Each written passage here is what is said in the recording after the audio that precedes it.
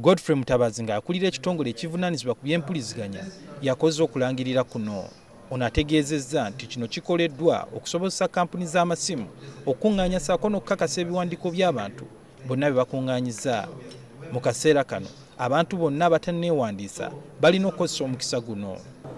Kuva olwaleero emyezi 3 abantu batandike baregisteringe, bonna ababadde nga tebannaregisteringa bagende baregisteringe.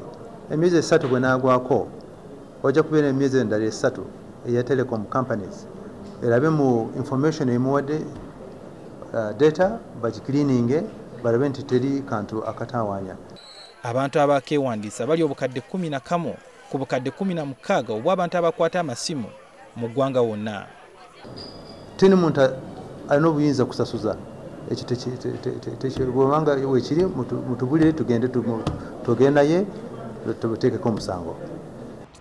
Si kibi otongera emyezi 3 kirungi naye njagala okkiriza oba ogaane nagira emyezi 3 kigenda okuggwako nga wakyali abantu abalala complaininga twagala emyezi 3.